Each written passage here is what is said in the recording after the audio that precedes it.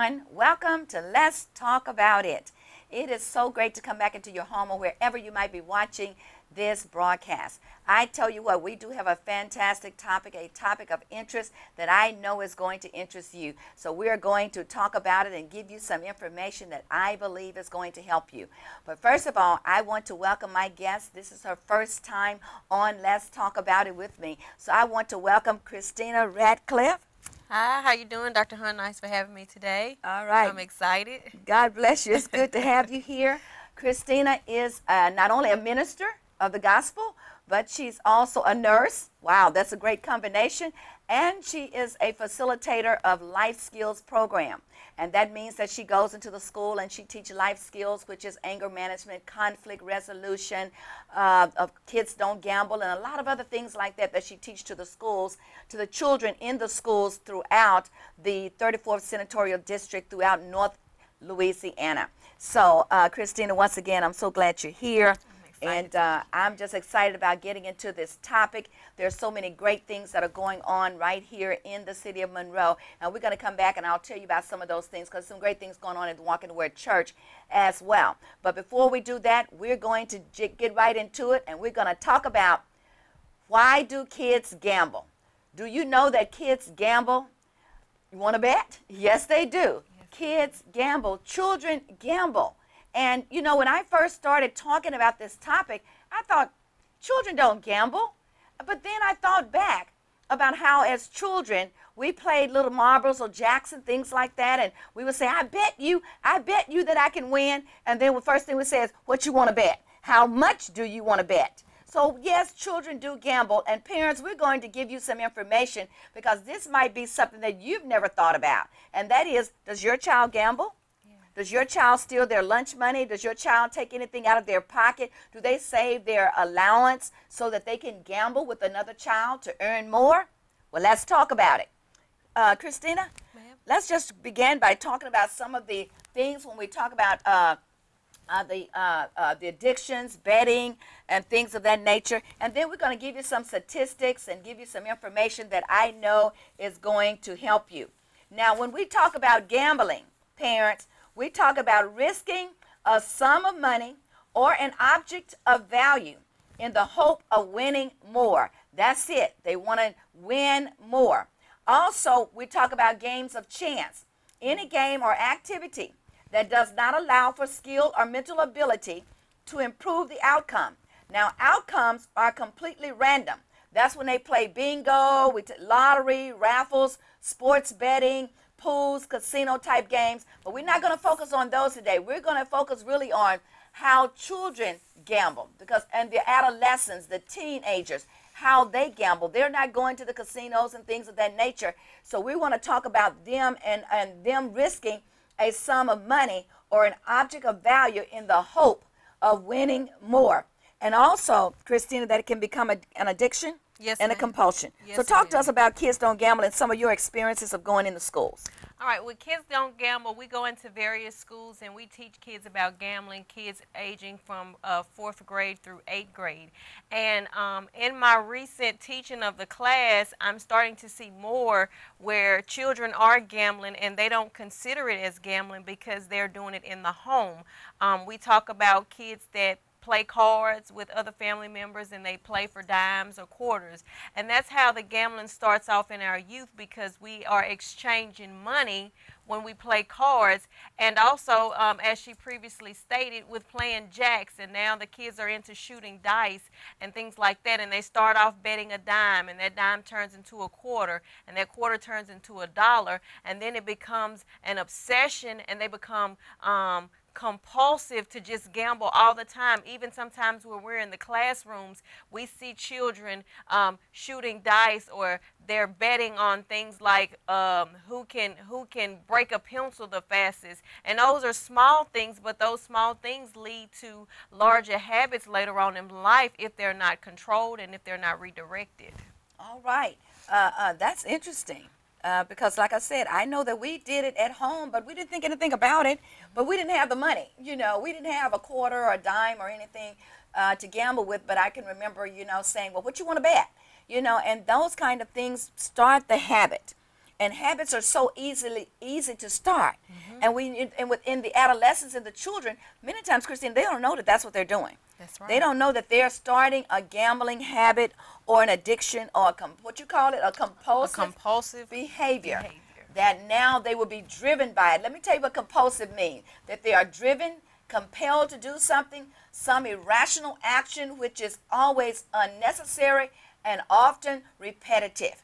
There's this desire that they want to gamble. They're driven by it. It becomes a rush for them. Okay, it becomes a rush. Okay, now share some other things with us about what takes place in the classroom and how you teach them. And then we're going to give some facts, some statistics about it. When we're teaching, we have different lessons and we give different examples. Like we have this one example about the grandmother. And the grandmother, she likes to go and buy lottery tickets, and she starts off by letting her grandson scratch off the lottery ticket. Well, that in turn gives them an opportunity to gamble. And as they get older, they look forward to being able to go buy lottery tickets because they saw grandmother buy lottery tickets. So we have to teach them that although we think it's senseless at a young age, that can become something that they become accustomed with, and as they grow older and they're able to purchase it on their own, then they have the free course to go and purchase lottery tickets. And then the one thing they say is, oh, I'm going to the store, I can't wait to go buy me a lottery ticket, I got to play the Powerball, because they were brought up playing harmlessly with grandmother or with mom or with aunts or with uncles, even with dominoes. Kids are gambling now, even playing dominoes. And when I was growing up, we played dominoes because we wanted to learn how to count. But now they're placing bets even in games of dominoes. So the things that we did as kids that were harmless, that we played out of fun, kids now are turning it into things in ways of making money and placing bets on those things. So we try to encourage the children to not play games that involves gambling or involves betting. Even with the video games in the homes, kids are betting on video games when they're playing baseball or football or basketball. They're placing bets on those games, and they're betting. Some of them are betting more than just money. They're betting their clothing. They're betting personal items like their headphones, their cell phones, and things of that nature. And they don't understand that although it may seem small to them, that if that behavior is not tamed and redirected, then it will lead on to a problem later in life. Lead on to an addiction to gambling. Now, gambling in one form or another. Let me give you some more information here, parents, because this is good stuff that we're talking about. Because you probably never thought about it. I know I didn't think about that my child could possibly be gambling at such a young age. Gambling in one form or another has been around since the time of civilization. So this is not new. It was just something that I didn't know about. And that many times persons that are addicted to gambling, it started at a very early age. And now it has gone on and on and on. Through card games, as she mentioned, right now, through video games. And I enjoy when you say that they may trade it off for something else. So they may lose their cell phone, trade their cell phones, gamble. Not trade, but gamble. Their cell phones, all the other personal things that they have, their clothing, those expensive tennis shoes, things of that nature that they gamble in hopes that they can win. They don't expect to lose it. But they're hoping that they can win what the other person has. And once again, it's that rush, rush that it gives them that they're winning. And so that's what gambling does. And within the past decade, there has been a gambling explosion, especially among our teens, our adolescents, and parents. We don't know about this. That's why we're talking about it today. We're giving you some information that you need to check into. And we're going to give you some questions that you can ask your teenagers so that you can find out whether or not they're engaged in this kind of behavior. Across North America, there's been an explosion. And today, some type of even privately owned sponsored gambling flourishes in 50 states. And even right here in this area, we're talking about it because she's going in and out of the schools right here in Northeast Louisiana. That include all of those river parishes and right here in Monroe. And yes, the children are talking about it, and they're talking about, yeah, we gamble. And that's what this program is all about, is teaching them not to gamble and helping them to understand the risk that is involved in possibly becoming addicted to gambling, and where it would go from there to stealing, to using things, misusing people, and everything else to gain whatever they need so that they can gamble. So this is a serious topic that we're talking about. Researchers also indicates between 9.9% and 14.2% of adolescents are at risk of developing or returning to serious gambling problems. That's between 9.9% and 14.2%. While some students gamble occasionally and others regularly, between 4.4% to 7.4% of those students exhibit seriously adverse, compulsive, or pathological patterns of gambling activity. What are we saying? We're saying that at this rate that we're going in the schools, we're seeing it become more and more common that kids are gambling. And to go back to what you said earlier about them losing things, not only will they lose things, they're turning to taking other people's things when they lose theirs, and then they'll gamble those off in hopes that they're able to get their stuff back. So I've seen instances where kids lost, let's say for instance, you lost your snacks and I had snacks. Well, you borrow my snacks and gamble off my snacks in hoping of getting your snacks back, because now you got to have something to gamble with. Wow, that's interesting, parents. Kids gamble their snacks. They gambling their snacks off. Wow. And when they lose their snacks, they'll gamble off a friend's snack in hopes of winning their snack back. Now, what are we saying that will make a child that could possibly be hungry later on today gamble their snacks? What is it that's taking place that would make me want to gamble my snacks? It has become an obsession at that point. Yes.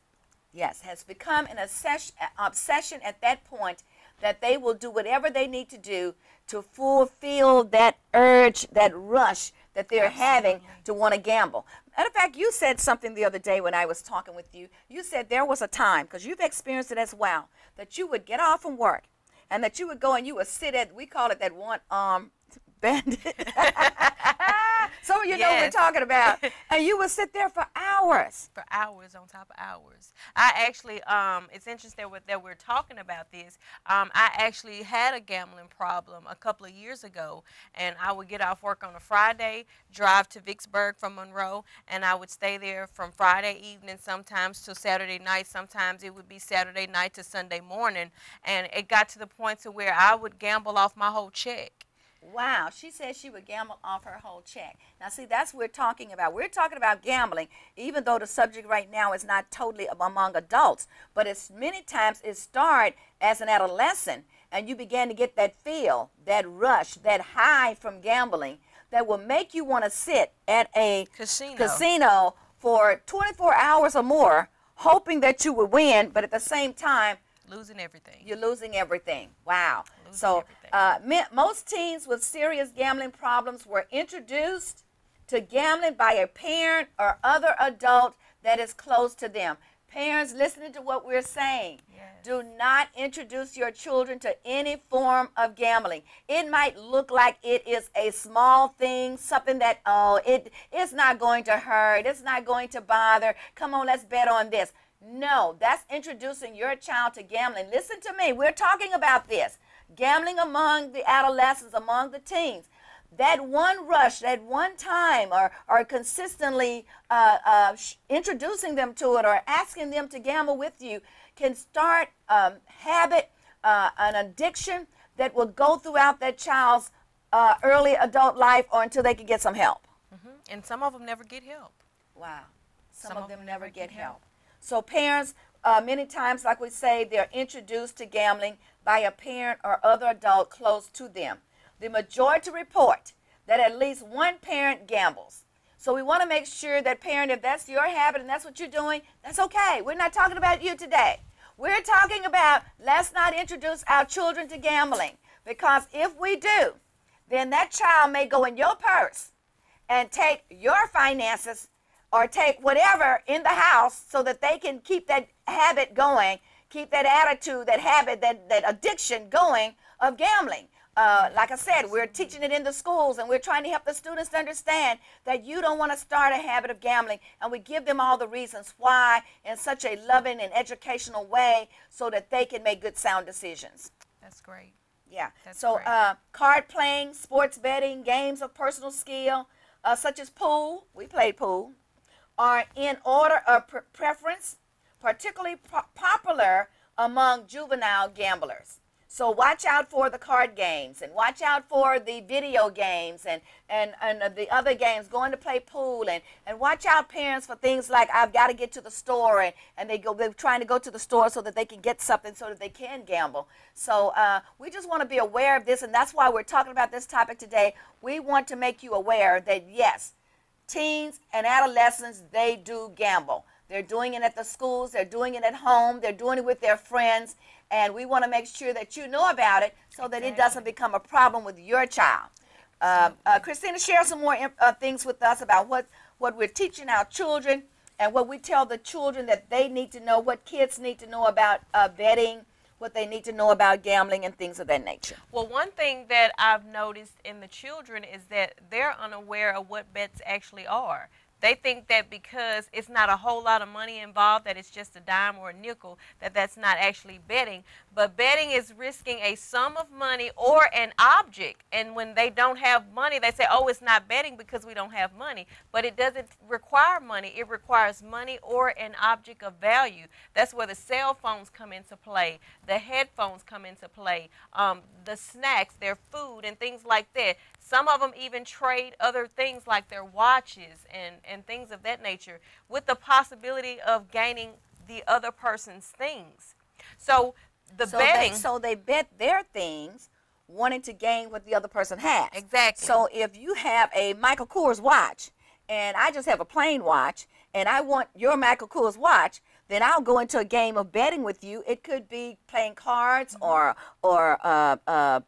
some of the other things they do. They play cards and what are some of the other and they bet on video games. Bet on video games. Toss dice. Toss dice. Okay, because I remember the tossing the dice out and things of that nature. And they gamble so that they can gain something of a greater value. Exactly. Of something that they want. And that, wow. Okay, go on. All right. The next one is the game of chance. That's what the flipping of coins. And a lot of kids didn't know that the game of chance was flipping a coin. They didn't know what that was until I explained it to them when we did our pre-test questionnaire and we talked about the game of chance. A lot of them didn't even realize that flipping a coin was a style of betting or a style of gambling. So it's things that are simple that we take for granted that kids do on a regular basis, which is introducing them into the habit of gambling or the actual act of gambling in itself.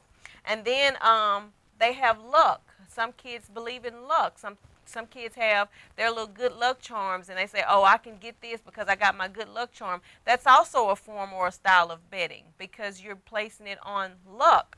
And then you have the game of personal skill. For the kids that play sports, they gamble during the sports saying, I bet I can make more points than you during this basketball game or during this football game. So that's their personal skill that they're using to gamble or make wages or place wages on in hopes of gaining something back from another player of the same team, or sometimes it's of the opposite team. So those are things that kids do now that they're unaware of that is even considered gambling. So we're trying to educate our children now that things as small as betting that I can make more points than you in basketball is a form of betting or it's a form of gambling, because they hope that in return that if they win that they actually receive something from the other person. Now, why does those things that you just mentioned would cause me to want to continue to do it, and at the same time it would become a compulsive action, attitude, behavior? What is it in the games or in the chance that you just talked about that would make a person want to continue to do that? When they win. When they win. When they win, they feel good about themselves, and that becomes something that they look forward to. So when you lose, you got to retain that feeling again. You've got to get that feeling back. You've got to get your momentum back. So that encourages them to go out and gamble even more. And sometimes it also encourages them to increase what they gamble. Because once you win that first time, it's like, oh my God, I won, I'm going to do this again. So it becomes an adrenaline rush for them. And then once they lose, they got to do everything that they can to get it back, because nobody likes losing. And that's with anything in life, just not with gambling. Nobody likes to be on the losing end. Everybody wants to win. So I think the obsession comes with the actual fact of winning, because nobody likes to lose. That's it. That's it. That's it. No one wants to lose. And it's that rush. It's that feeling that I won. And even though it was something very small that you won $2 or you won $1, it's the rush that came when that child won and that they beat that other person. And so now they want to continue that. But if they lose, they are consistently, that's why you could sit at that machine trying to get your money back. Trying to win, Exactly. wanting to win, just wanting to have that feeling that I won. Exactly. You know, and so you keep going and going and going of wanting to win. And now I know that's part of life itself, because as you said, none of us want to lose. We don't want to lose in anything that we do. And we want to be able to say, I'm winning, and the feel of it, because it makes you feel good when you're winning. And that's why the sports is so great. Football teams play against one another, and basketball teams play against one another, because it is that rush. It is that feeling that we won. We went to the Super Bowl. We won. Okay? We won. Gambling for teenagers, adolescents, gives them almost that same kind of rush, that same kind of feeling. I won. I beat him, you know. And even, you know, dominoes. You mentioned dominoes earlier. We played dominoes to learn how to count, as just a nice game to play, to have something to do. And we enjoyed putting that domino down, and you know, we'd slap that bone. We call it the bone. We'd slap that bone down on the table and say, give me 10, you know, give me 5, you know, and we'd try to lock up the board and see how we could count and all of that. We enjoyed it as a game to learn, and a competitive game, yes, but still a game to learn. But now, as you're saying, they're using it to say, I bet you my watch that I'm going to win this game. Exactly. You know, or I bet my cell phone. Oh, they go forward to their cell phones and headphones and all these other things to gamble, to get that feeling, to get that rush. So we want to educate our children, not only at school, parents. That's why we're talking about it. We want you to be aware of it, so that you can watch for certain signs or watch for certain things. If your child is always asking for more money and you're like, well, what did you do with it? Or if all of a sudden their watch is missing, or their cell phone is missing, or where are your shoes, where are your tennis? And they're gone. Where are your sneakers? Absolutely. They're gone. You have to watch for these kind of things and find out, okay, are you involved in something that I don't know about? Are you doing something that I need to pay attention to? And so parents, we have to pay attention to our teens, our adolescents, so we can watch and make sure that they're not involved in a behavior that will cause an addiction problem later on as an adult. So, now, with that being said, Dr. Hunt, we do have some questions that parents can ask their children to determine if they are being or involved in any kind of gambling activity. If you don't mind, I'll share a few of those questions. Yes, let's share some of those questions, because parents, we want you to be educated as well on this topic, so you know what questions to ask them. Okay. All right, some of the questions are, does your friends gamble? Because a lot of times kids that don't gamble are influenced by friends who do gamble. So that's one of the things that parents can ask their kids by starting out to find out, what type of people are they hanging around? Are they hanging around with people who gamble? Have you gotten into an argument with someone because you lost something because you gambled? A lot of times when people lose things, they become aggressive and they want to fight to try to take their things back. Sometimes do they borrow money to gamble? If they want to place a bet and they don't have it because they lost their money, that goes back to me saying they borrow other friends' snacks. Yes. So that's another thing that you can ask them. Are they borrowing money? Have they ever stolen anything from anybody to gamble? Have they used their clothes, their lunch money, or their bus money? Because some kids in Monroe, they catch the city bus to get to and from school. So some of them may gamble off their bus money to get home, and then they end up having to walk home. That's something for kids who live in city areas. Do you get irritated when you're not able to gamble? Some people, when they're not able to gamble, they become uneasy because they miss that rush or that feeling. And the last one is, once you've lost your money, is it hard for you to stop? Yes. Because that's one of the hardest things is, once you lose, do you know when enough is enough? Yeah. And this is another question. How do you feel when you, especially if you're playing sports, how do you feel when you lose a game? How do you feel when you lose a game? Parents, we have to ask our children that. My grandson played football, and I always made sure I asked him, Joshua, how you feel? Are you okay? How do you feel when you lose? And we let him express how he feels. We let him cry about it if he desire. But we want to know, how do you feel when you lose? Because right then you can begin to notice some things about your teenager, about even losing and about winning. Look at those behaviors when they lose and when they win, so that you'll be able to ask them. And don't be afraid to ask them, are you gambling? Do you like to gamble? Do you know what gambling is? You know, those kind of things, because that will give you an idea, you know, to know. And then to watch to see if they're losing anything. Their clothes, their watches, their phones, their, you know, jackets, you know, things of value to them. Are they losing anything? So you want, and when you ask them about it, oh, I put it in the room. Oh, I don't know where it is. I found it, or I lost it. Okay, they all, many of them say, I lost it. So yeah. Well, it's a great topic talking to you. Our minutes are passing. I've got some great things that I want to share with the audience. All right, let's share And Christina, I am so glad that you was here with us today to talk about this subject. And we'll be back, and I know you'll be back on the show again. But I want to tell you about the upcoming event. You do not want to miss all the great things that are taking place at the Walk in the Word Church, 1201 Stubbs Avenue. Every Sunday morning at 10:30 a.m., the power of God is there and the Word of God is being preached. And on Tuesday nights at 7 o'clock p.m. as well. And we invite you to come out and be a part of what God is doing at the Walk in the Word Church, because we're teaching all kinds of things, especially things like this as well. Also, on March the 1st and March the 8th, we have our Shepherds and Church celebration. We're going to be celebrating that God has done great and marvelous works at the Walk in the Word Church, and we're going to be celebrating, and you do not want to miss at 10:30 a.m. Dr. Shannon Johnson, and on March the 1st and on March the 8th, Dr. Joyce Thornton will be there from Dallas, Texas at 10:30 a.m., and then on March the 8th, Pastor Vance Price from New St. James Baptist Church right here in Monroe at 3 o'clock. That's March the 8th. At 3 o'clock is going to be there, and he's going to be preaching the Word of God in power.